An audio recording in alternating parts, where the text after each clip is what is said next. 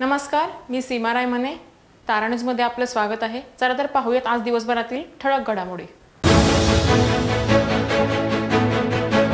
पहलगाम दहशतवादी हल्ल्यानंतर भारताने निर्णायक पाऊल उचलत पाकिस्तानातील आणि पीओके मधील 9 दहशतवादी तळांवर एअर स्ट्राईक केली.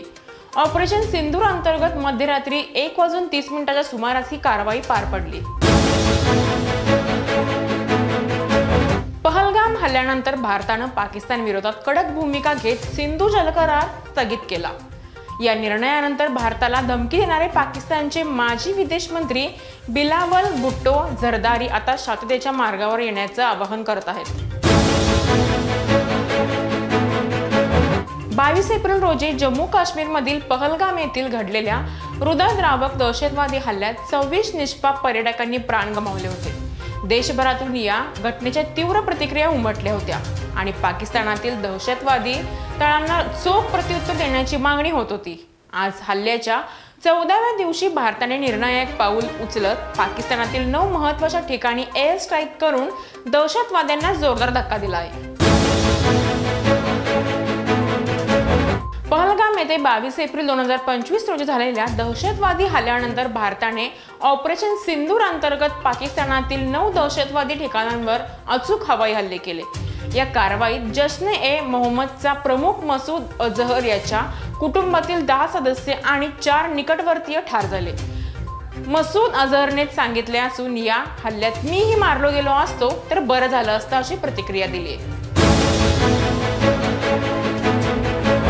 साजणी येथील नवमहाराष्ट्र सहकारी सूतगिरणीची निवडणूक माजी खासदार कल्लाप्पा आवाडे यांच्या मार्गदर्शनाखाली आणि माजी आमदार प्रकाश आवाडे, आमदार राहुल आवाडे, स्वप्नील आवाडे यांच्या नेतृत्वात बिनविरोध पार पडली.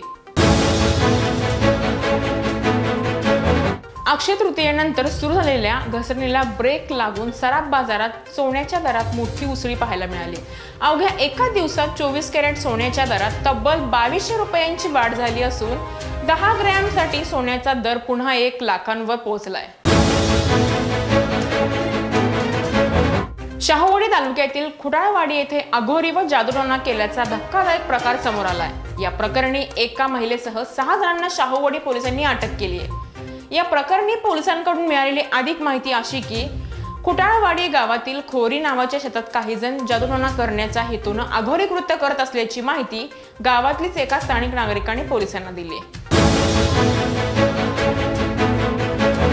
कोल्हापूरच्या CPR रुग्णालयात एका महिलेच्या मृत्यूनंतर सामाजिक संघटनांच्या दबावामुळे अधिष्ठाता डॉक्टर शिशिर मिरगुंडे जबाबदारी टाकत त्यांची पदमुक्ती करण्यात आली होती. मात्र प्राथमिक चौकशीत डॉक्टर आणि अधिष्ठाता दोषी नसल्याचे स्पष्ट झाल्यानंतर त्यांच्यावरील कारवाई मागे घेण्यात आल्याची माहिती अधिष्ठाता डॉक्टर सत्यवान मोरे यांनी माध्यमांना दिली. शिवाजी विद्यापीठाच्या स्कूल ऑफ नॅनो सायन्स आणि टेक्नॉलॉजी विभागात BSc नॅनो सायन्स आणि नॅनो टेक्नॉलॉजी अभ्यासक्रमासाठी प्रवेश प्रक्रिया सुरू झाली आहे. 12वी उत्तीर्ण विद्यार्थ्यांनी या संधीचा लाभ घ्यावा असे आवाहन विभागाचे संचालक डॉक्टर किरण कुमार शर्मा यांनी केलंय. कोल्हापुरात आलेल्या ग्रेट बॉम्बे सर्कसवर सध्या आर्थिक संकट ओढवलंय. 150 जणांच्या कुटुंबाचा गाडा, दिवसाला हजारो रुपये भाडे आणि कमी प्रेक्षक संख्या यामुळे सर्कशीवर आमदनी 98 खर्च रुपये अशी वेळ आली आहे.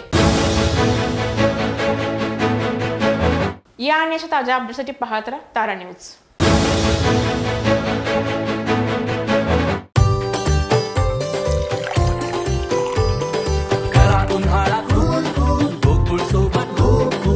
गोकुळ सोबत गो कूल.